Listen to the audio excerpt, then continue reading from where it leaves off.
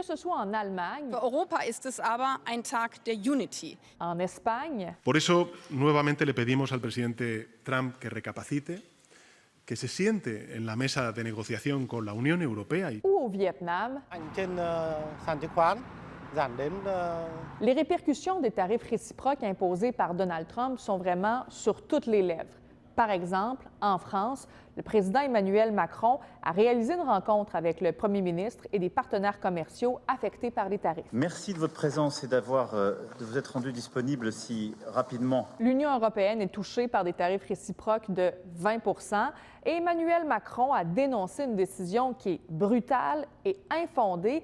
Il appelle d'ailleurs les Français à se mobiliser et que Les investissements à venir ou que les investissements annoncés ces dernières semaines, ils soient un temps suspendus tant qu'on n'a pas clarifié les choses avec les États-Unis d'Amérique. Parce que quel serait le message d'avoir des grands acteurs européens qui se mettent à investir des milliards d'euros dans l'économie américaine au moment où ils sont en train de nous taper? Au Royaume-Uni, on est vraiment plus prudent. Le premier ministre Keir Starmer a déclaré que c'est une nouvelle ère pour le commerce et l'économie. We are taking a calm approach, acting in the national interest. And the national interest is to continue our negotiations for a deal with the US, which we made big progress on. Pendant ce temps, les conséquences sont importantes sur les marchés boursiers.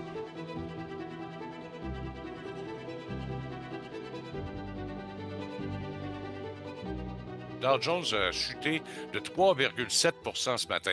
Chez nous, on est à 3 et là, on s'aperçoit, là, c'est le mot récession qui revient de plus en plus. Ça fait craindre un ralentissement de l'économie américaine et un rebond de l'inflation dans le pays. Il faut dire quand même que les tarifs douaniers réciproques touchent 185 pays. Ça a été un véritable électrochoc pour le monde entier. Trust in President Trump. This is a president who is doubling down on his proven economic formula from his first term. We saw wages increase. We saw inflation come down. We had a Trump energy boom. We had the largest tax cuts in history. And that's exactly what the president intends to do. Au lendemain de cette journée de la libération, Donald Trump s'est comparé à un médecin qui soigne l'Amérique.